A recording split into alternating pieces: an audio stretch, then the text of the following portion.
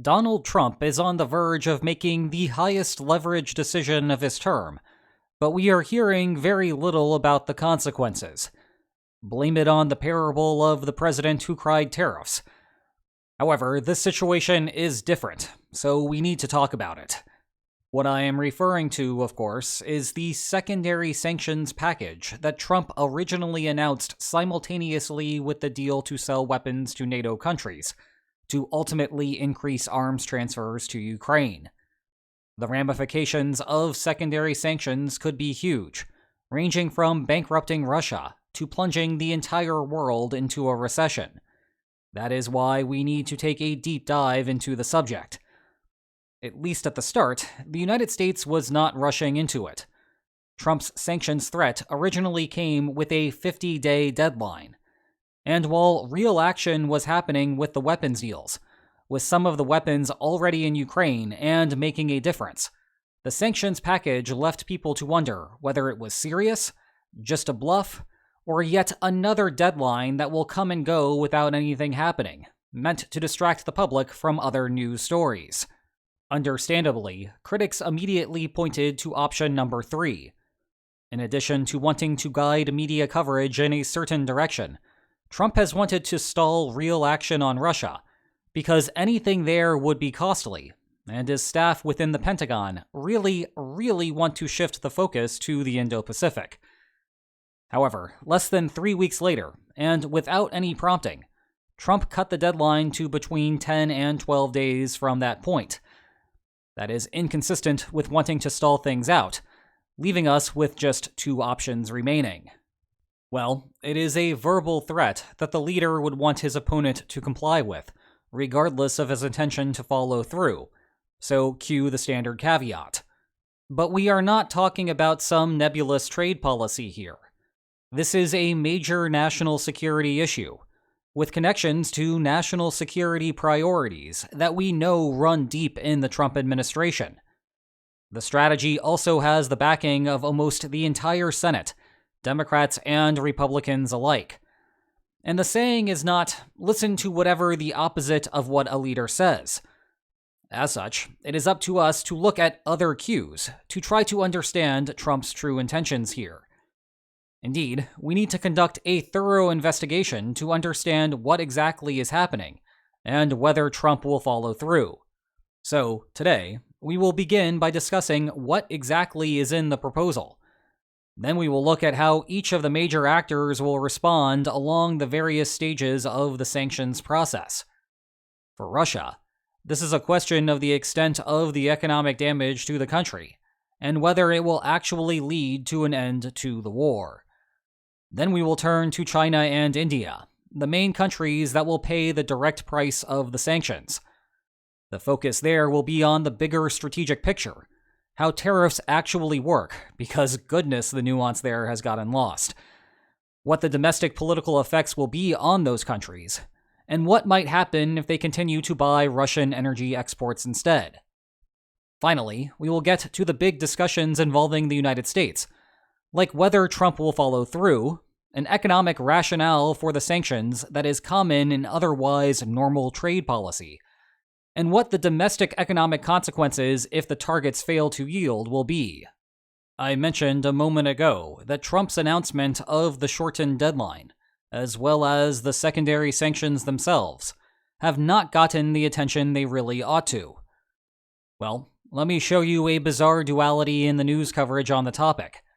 There was indeed a ton of reporting on the subject, and it also had consistent coverage across the ideological spectrum. But with so many other things going on in the news, the headline quickly got brushed aside. Blink, and you missed it. That is where the sponsor of today's video, Ground News, really helps me out. You can customize your feed so that the things you care about the most stay at the top of your personalized news cycle.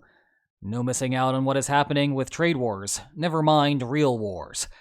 And by going to ground.news/linesonmaps or scanning the QR code on your screen, you can get a 40% discount off of a Vantage plan, which gives you access to all of these tools and more. So thanks again to Ground News for their continued support. Let's begin by discussing what the new sanctions plan will actually do. If you want the raw details about the bill itself, I can point you to this deep dive that I did over on the secondary channel a couple of months ago. Wait, a couple of months ago? Yes, a couple of months ago. You can already understand why there is skepticism that this time it might be different. But beyond my "these sanctions do not directly target Russia" rant, which, don't worry, I will get to later, let's spend a moment talking about the sanctions regime more broadly. Obviously, the big goal of sanctions is to make Moscow miserable, both from a pure financial perspective, but also as a means to reduce arms flows and military recruitment. That gives Ukraine more leverage to either win the war or negotiate a more favorable endpoint.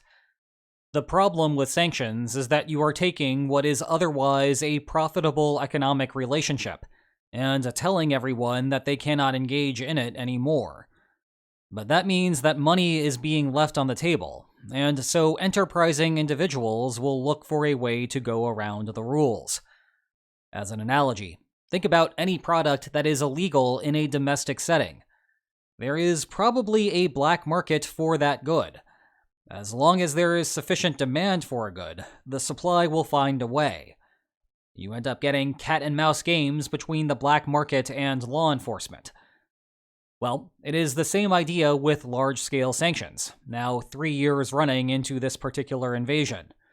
Indeed, whenever you hear news of further sanctions legislation against Russia, usually these are just ways to shore up the loopholes that those enterprising individuals have discovered. There is very little that Russia still exports to the West, and to the United States especially, meaning that there is little left to sanction. The bulk of what remains untouched is fertilizer, an exemption dating back to Biden and in place to avoid global food insecurity. It is worth noting that this disproportionately benefits the developing world. If food prices go up, it is not the well-off countries that go hungry. Oil and gas to Europe remain the other significant exceptions, but we will loop back to those in a second. The point is, most new sanctions are equivalent to running on a treadmill, and you have to keep moving if you want to stay in the same place. But this right here is not your average sanctions bill. Now, weeks after the Trump administration made a very public announcement regarding it, I still see way too many comments online that, 1, it sanctions Russia, 2, that the United States barely has any trade with Russia, and 3, it is therefore meaningless. Wrong. Sorry I have to rant about this again, but please forcefully correct anyone who is still missing the mark on this point. This is a secondary sanctions bill, meaning that it places sanctions on countries importing Russian goods.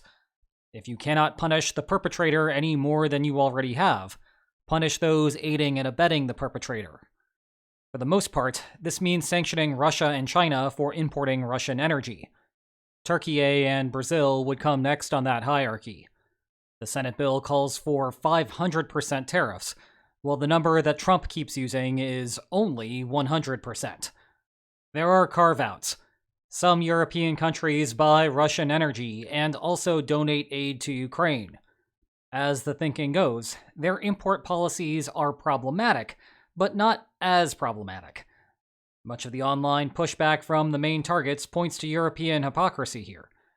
Keep in mind that there is a reason why Ukraine is not as frustrated with Italy as it is, say, China, and that is what is accounting for the difference.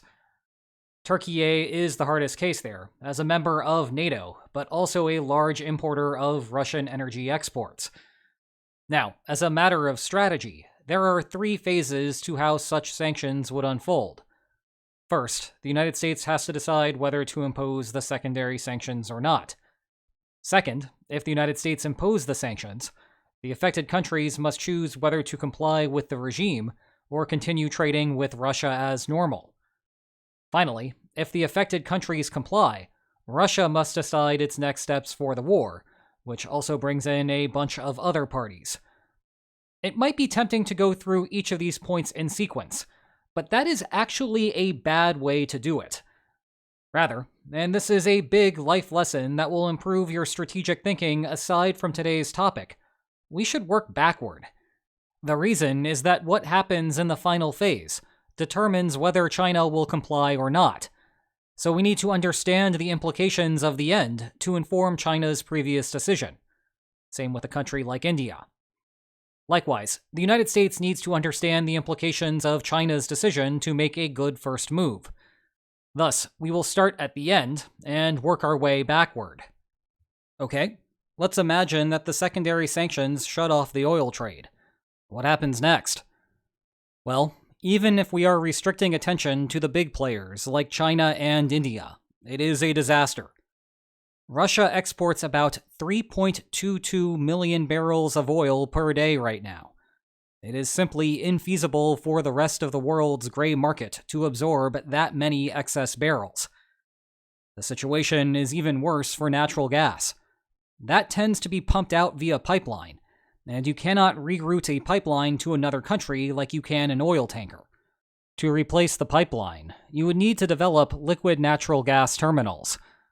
Russia has some LNG capacity already, but you cannot just substitute pipes for more LNG in any meaningful time frame. In terms of raw numbers, about a third of Russia's federal budget comes from oil and gas receipts. That does not mean that all of the money will disappear overnight. Don't forget that there are also customers in Russia, and some of them will begin to purchase more domestic oil. Never mind some small foreign countries. Trying to pin down an exact number here is a bit of a fool's errand, because we cannot trust Russia's budget figures. During a war, it is sensitive strategic information. The Kremlin does not want to give it away and make life that much easier for the West. But whatever the budget may come out to, the direct effect of lost energy revenue will not be a number that the Kremlin can just sweep under the rug. The Russian central bank must also worry about spillover effects. Entering the war, Russia had Dutch disease, an economic phenomenon where strength in a commodity export damaged its domestic manufacturing industry. The initial sanctions on Russian energy exports created a vulnerability there. The Russian economy survived, though, because the war machine spiked demand in industrial output. However, the further choking of energy exports will put even greater strain on the system. It is unclear whether yet further military production can solve the problem, especially when the government's ability to finance those outputs is also under attack. That is liable to cause the first of many domino effects that we will encounter today, where the rest of the Russian economy falls apart without one of its pillars to stand on. The simplest solution for the Kremlin is to dip harder into its Fortress Russia savings that it had accumulated before the war. That is a finite resource, though, so it does not fully resolve the problem. It just delays the consequences. Now, how long it will delay the consequences is again a bit of a mystery. The cash remaining in Fortress Russia accounts is sensitive strategic information in the time of war, just like those budget figures.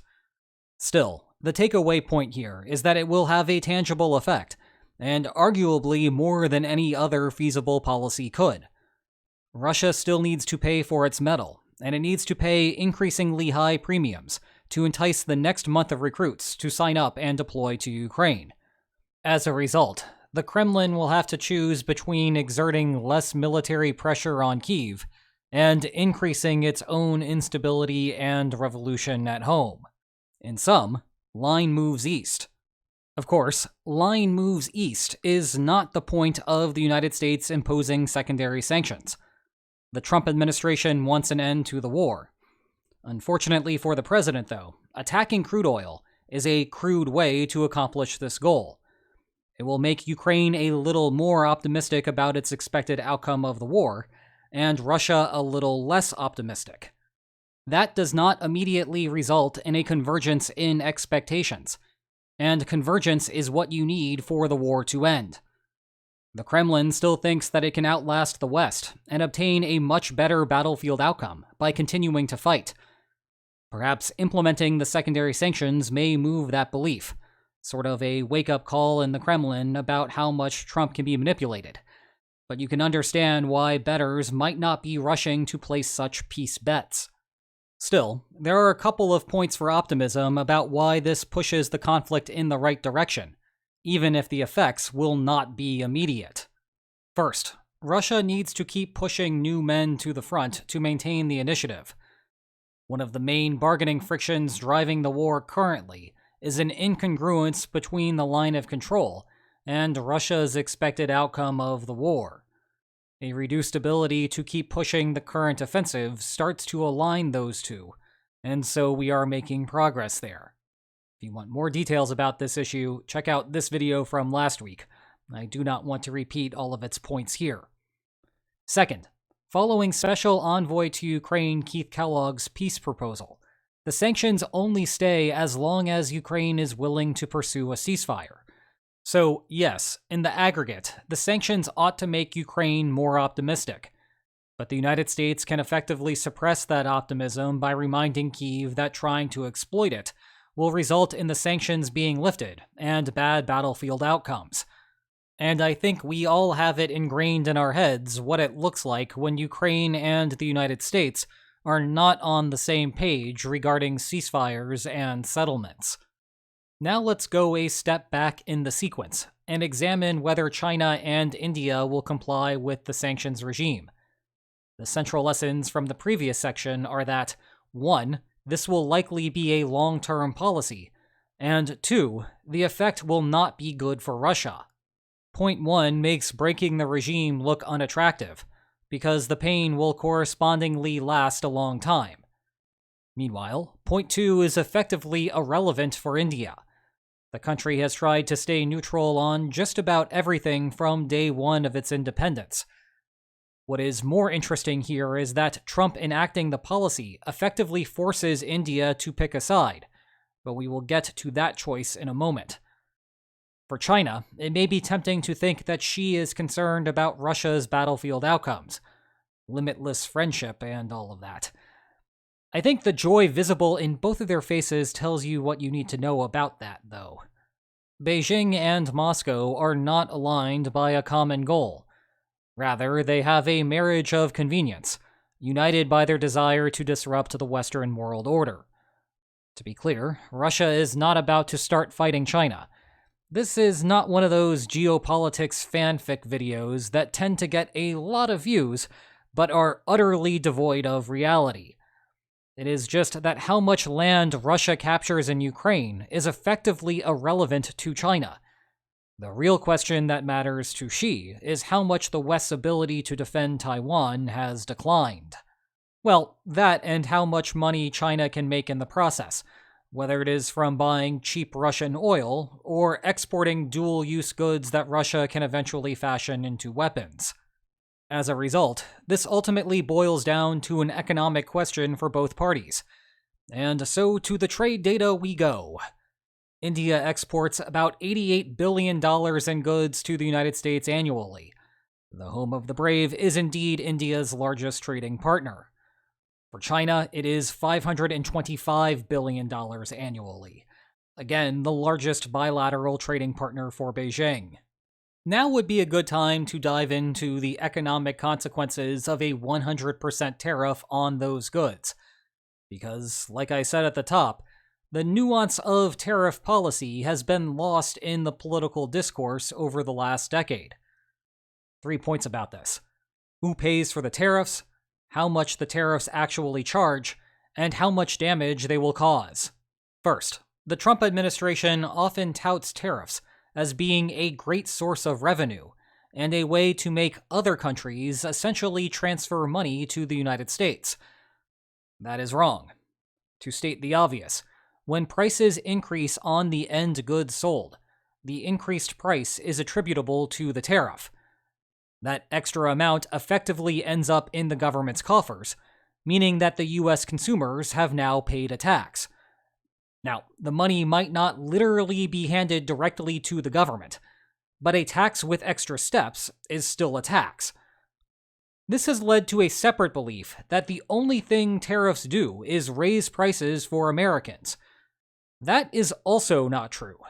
It is literally Econ 101 that the burden of a tax is split between the producer and the consumer. Who bears more of it depends on how elastic the supply and demand curves are. Rather than burden you with second derivatives, This is essentially a question of how sensitive consumers are to price increases versus how sensitive suppliers are to production cost increases. For a classic example, consumers of life-saving medicine are not sensitive to price increases. They either buy or die. So if the price increases, very little demand falls off. In turn, if you levy a tax on the drug, almost all of it will be paid by the consumer. Trying to track the entirety of elasticities of Chinese or Indian exports would be a fool's errand, given how a blanket tariff covers all of the various types of products coming in. I will say this, though. There are a ton of other countries that would want to fill the void of lost manufacturing exports to the United States. In fact, a decent amount of manufacturing has shifted to Vietnam in recent years, anticipating deepening trade wars between the United States and China, and specifically between Trump and China. Meanwhile, there are not very many other countries looking to purchase what otherwise goes to the United States, and those that might are almost universally aligned with the ultimate goal of ending Russia's invasion. Taken together, that would all suggest that a large chunk of the tax burden of products still exported will be paid by Chinese companies, though I will get to a countervailing incentive in a moment. For now, the key phrase there is products still exported. How much trade will still happen is a question for the next 2 points. Regarding the second point, there is a perception that a 100% tariff means that prices of Chinese or Indian goods would double. That is not the case. A full analysis of how tariffs actually get applied is a subject best left for a trade lawyer, and goodness knows they make good money knowing how to manipulate the system. But let me give you a couple of examples using everyone's favorite book, How Ukraine Survived. It retails for $17. Let's suppose that a wholesaler wants to bring in a box of them, imported from China. In practice, they are not actually printed there. This is just a thought exercise. It is tempting to think that a 100% tariff will be based on the $17 retail price, and thus the tax collected would be $17 as well. That would then raise the retail price to $34. Well, we already know from our discussion of price elasticities that the seller, in this case China, will eat some of the tariff, so we can already trim the retail price. But aside from that, the tariff is not based on the retail price. It is based on the wholesale price. The reason that the retail price is $17 is that the retailer needs to cover its costs of operating a storefront, hiring employees to handle order fulfillment, the price of end consumer shipping, and so forth.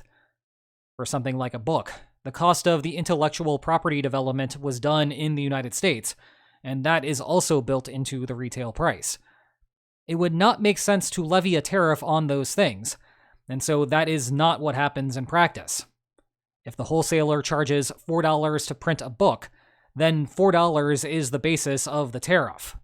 It is possible that the end consumer price only goes up to, say, $18 or $19. It is also possible that the printer has very tight profit margins, and so the product does not get sold at all because of that $4 tax. The Chinese electronics manufacturing industry, for example, tends to run along a razor's edge, so that is liable to disappear overnight. The point is that a 100% tariff might seem like literally all trade from those countries to the United States will grind to a halt, but that is not true. A lot will, much will not. Now, that may have made a 100% tariff sound like no big deal, but I assure you that it too will be a disaster. That is because of the third point. Welfare losses tend to increase in the square of a tax, not linearly. For example, suppose that China exports a good at $10, and there is a 10% tariff placed on it. Then $1 is paid. Again, that will squeeze some portion of suppliers out of the market because profit margins are too tight. And it will squeeze some buyers out of the market because they were just barely willing to purchase before the tax. The lost production and consumption value is known as deadweight loss. The tax vanishes value into thin air. Companies are not profiting, consumers are not enjoying their purchases, and the government cannot even collect a tax because no transaction took place. Measuring the exact deadweight loss again depends on the specific supply and demand curves. But let's just call the total deadweight loss for a $1 tariff the variable dW. Now suppose you raise the tariff to $10, or 100% of the price. You might note that the tariff is 10 times larger than the old one. Therefore, the deadweight loss will proportionally increase to 10 deadweight loss units. Obviously, 10 times the economic loss is concerning, and so maybe you are still somewhat weary of the tax.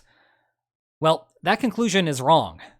Remember, deadweight loss increases in the square of the tax. So this $10 tariff actually increases the deadweight loss to 10 times 10 of the original value, or 100 deadweight loss units. Yes, a 100% tariff is 100 times worse than a 10% tariff. The basic idea is that taxes manipulate both supply and demand simultaneously. Those operate on separate dimensions. Consequently, rather than increase linearly, the loss gets squared. So, no, trans-Pacific trade would not grind to a complete halt, but there will be massive hits to those $88 billion and $525 billion in annual trade flows. Now, is that worth foregoing the 2.4 million barrels of oil coming into China every day, or the 1.9 million barrels going into India, if you are those countries? I do not know. It is certainly not the type of thing that either of their governments would want to have to figure out. But I can tell you that they are already trying to figure that out. One thing worth noting here is that part of the demand for oil in each of those countries is to produce goods that are ultimately exported to the United States. Thus, by removing trade from the equation, you actually cut demand anyway. It starts looking more attractive to acquiesce to the US policy. Another question that is not receiving enough attention is whether Europe will be joining the secondary sanctions regime. India, for example, imports a lot of Russian crude to turn around and sell back to Europe, thereby profiting on the price spread. I am mostly leaving that question out of this video because it is likely a large enough topic that it warrants an entirely separate conversation. But if Europe is also sanctioning India, it makes the decision that much easier because India loses out on much of the value of buying Russian oil in the first place. For now, I will say this.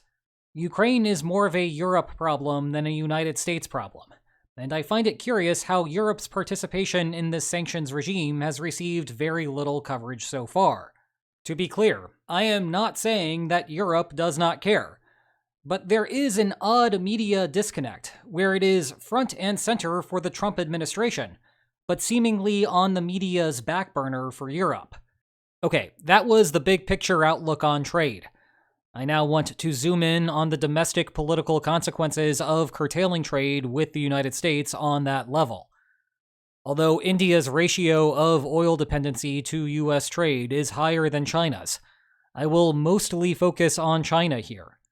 Partly because China is more politically aligned with Russia, partly because China also consumes a huge amount of Russian natural gas, partly because of autocratic regime dynamics, and partly because India may have already answered this question for us. Actually, this is a subplot of its own. Reuters reported that state-owned oil companies stopped importing Russian oil, but then the government came out and insisted that it would keep on buying Russian oil. In the aftermath, Reuters stuck with its original report and further claimed that India was pivoting to other suppliers. I cannot adjudicate what is actually happening here. Maybe this is a leak that represents India's true position, and this is the Indian government trying to posture in the middle of a broader trade negotiation with the United States.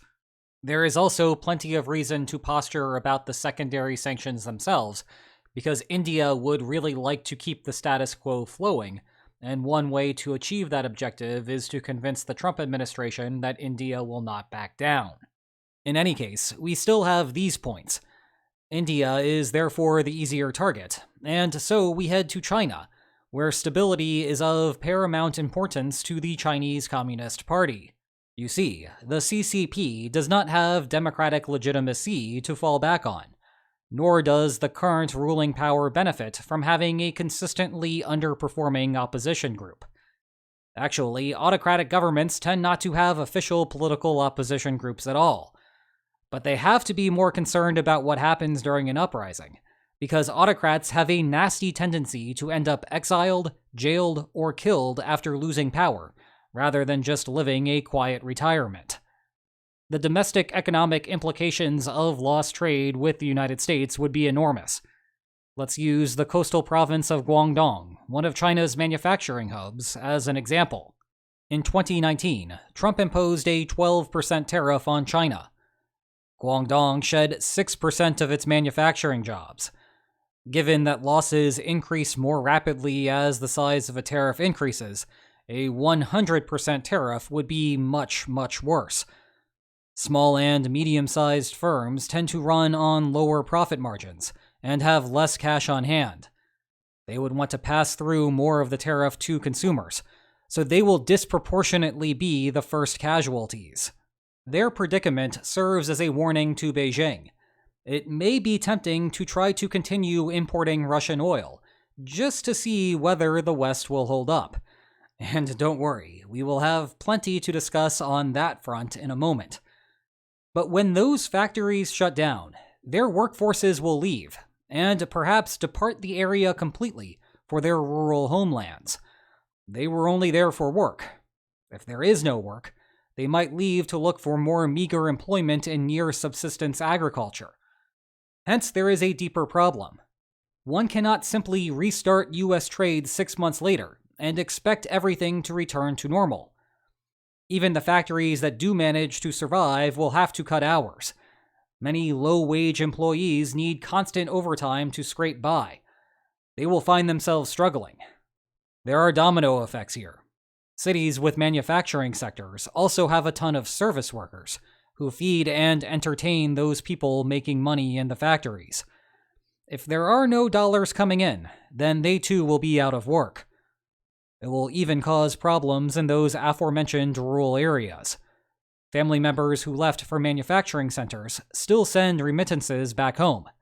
Those too will vanish. You might start worrying about further domino effects on the lingering Chinese real estate bubble, but now we are starting to get too far afield. Side note though, it is not reassuring when the article from Wikipedia clocks it as 2020 to present. The point is, you may end up having a ton of unemployed people staring down a major recession, marching on the streets. And if there is one thing that the CCP fears the most, it is collective action being taken on the streets of China. Now, maybe China will go ahead and try abandoning US trade regardless. Then there are a couple of points worth highlighting here. First, the money going to Russia will go down one way or another. China will eat an enormous cost on the foregone trade with the United States, but that weakness has some fringe benefits elsewhere. Indeed, it adds to China's bargaining leverage with the Kremlin, allowing the senior partner in the coalition to demand an even lower price on the oil. Currently, the discount is only about $5. How close China can get to Russia's production cost is hard to guess, but a good baseline minimum might be to double that. It may not be a catastrophe for the Russian war effort, but it certainly will not help. Then again, second, there may be some help for a different reason. There is a risk that all of this might backfire. Over the last 3 years, one of the reasons that China has not provided direct weapons to support Russia is to avoid Western sanctions. Well, if the sanctions are already in full force, that disincentive is no longer there. So, no more limits to just dual-use goods. As long as Russia is willing to pay, China might send bombs directly to forward to Ukraine. Now let's go up to the first step on whether Trump will go forward with the plan at all. And the basic point here is that we should be paying attention to this one, despite plenty of recent behavior that would seem to suggest otherwise. I am not saying this just because of a change in rhetoric or a spat with Medvedev. Those very much fall under the traditional warning. Then again, moving nuclear submarines is actually doing. Thank you for your attention to this matter. I think that the secondary sanctions plan has not received the attention that it should, because people have learned that Trump makes a lot of tariff threats that ultimately go nowhere. Understandably, they are just tuning this one out. Well, let me explain why this may be a different beast. The reason that the Liberation Day tariffs get ignored is because they are economically silly. They are an incredibly inefficient way to try to get manufacturing jobs back to the United States. Anyone in policy circles is well aware of this. Anyone who is not only needs to be reminded that the United States threatened to sanction a bunch of penguins. Even the markets hardly seem to react to tariff threats at this point, though the early August saga may be signaling a change there. In any case, on the international stage, not much has happened with them.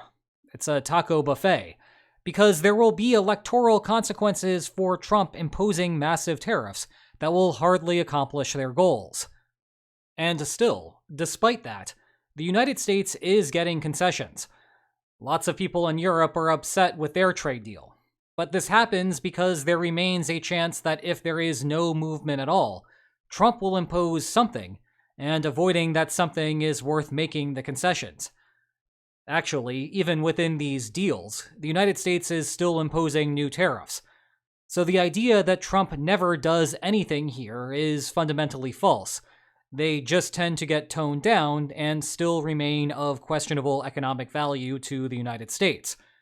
It is also worth pointing out that the markets may not be responding anymore because they think that some type of deal will be reached, not that Trump will fail to follow through absent an agreement. Those are observationally equivalent in whether a massive sell-off occurs, but most analysis I see seems to miss this confounding factor. To use an analogy that you are familiar with, if you switch to a more belligerent leader, the first-order consequence is that the bargaining space favorably shifts for that country. It does not mean that a war will break out.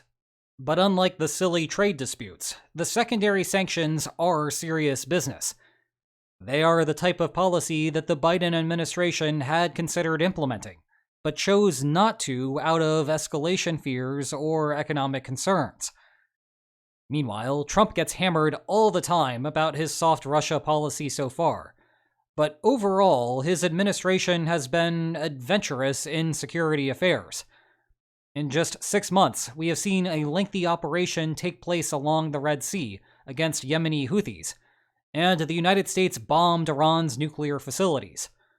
Regardless of whether you think that was a good idea, we should all agree that he took a gamble there. The perception persists that Trump's America First doctrine means American isolationism. But given the attitudes in both the Pentagon and the State Department, it is more like America First means that America will do what it wants, and the rest of the world can just deal with it. The internal debates within the administration are not about whether to intervene. They are about how much to intervene while still trying to pivot to the Indo-Pacific. The Signal chat laid that one bare. Again, the target country that would feel the most pain if sanctions were implemented would be China. Trump has tariffed China a bunch in the past, so we should already be moving out of that taco mindset. Meanwhile, the United States also just ended the de minimis trade loophole that allowed imports under $800 to skirt tariffs. The loophole has disproportionately benefited Chinese retailers, which ship to order, and thus can sell products without having to cover the tariffs that a bulk wholesaler faces. Furthermore, one of the central reasons that Trump wants the war in Ukraine to end, and one that we were talking about way back in December, is that China is getting rich off of the conflict, and that will make handling Indo-Pacific affairs more difficult. I also mentioned in that video that a more elegant solution to that problem would be to just sanction China rather than undermine Ukraine's bargaining position. Well, guess what? Here we are almost 8 months later, and that is what is on the agenda. Also, unlike the trade tariffs, there is massive bipartisan support for the secondary sanctions. Again, almost the entire Senate is a co-sponsor of the corresponding bill. In contrast, congressional Republicans vary in their opinions on the trade war tariffs. Some are supportive, but plenty are reluctant. Put simply, there is unity on Capitol Hill regarding secondary sanctions. That is not true for generic protectionist tariffs. So, yes, Trump loves to play performative politics. That is, creating problems that he can then solve, which keeps him in the news cycle. Heck, it does not get more performative than sanctioning penguins. Please go easy on them. Sidney Crosby's career is coming to an end on a team that wishes it could be mediocre. But this is not one of those performative domains. And if there was any doubt about that, the reports on India already cutting Russian oil imports should give us some pause. That would not happen if Indian intelligence was assessing that Trump was certainly going to back down. So, sure, continue having that taco discussion on trade war tariffs, but we need to move past that on the secondary sanctions. Indeed, if this were a standard sort of trade dispute, it is exactly the type of thing that would result in punitive tariffs. Let's talk about corn for a moment. The United States subsidizes every kernel of the industry, to the endless frustration of its trading partners. Subsidies allow uncompetitive farmers to stay in business. Thus, the amount of corn that exists in the world is artificially inflated. In turn, when competitive corn farmers in other countries try to sell their yields on the global market, they cannot fetch the higher prices that they deserve. The United States counters that food production is a national security concern, so the subsidies stay. This is the exact type of policy that ends up at the World Trade Organization's dispute resolution system, which often approves retaliatory tariffs to combat those anti-competitive subsidies. Well, think about how the oil market operates now. It is a bifurcated system, with Russian oil going to some countries, and the rest of the market operating as normal. China and India get to leverage Russia's isolation into a discount on oil prices. But every Chinese and Indian industry that is using oil as an input, which is basically every industry period, has an unfair competitive advantage against Western companies. Well, the way that you would adjust to that is by levying a tariff on those goods. It would not be a 100% tariff, perhaps, but it would be something. The point is that these secondary sanctions have a perfectly normal economic rationale, even in a world where the West did not care at all about Ukraine. Now, please do not take away from this video that I am positive that Trump will impose sanctions. I am not, and we have not yet covered all of the downsides associated with the policy. The central problem for the United States is that, one way or another, this will also cause the US economy to explode to some degree. Thus far, we have implicitly covered most of the problems that will arise if everyone fails to comply. Remember, deadweight loss is split between the producer and the consumer. In other words, Americans are either going to see higher prices or empty shelves in stores. US exporters will also be hit. China would almost certainly strike back with reciprocal tariffs. Pity the soybean farmers of America. The only thing that I will add here is that you will see major supply chain disruptions as well.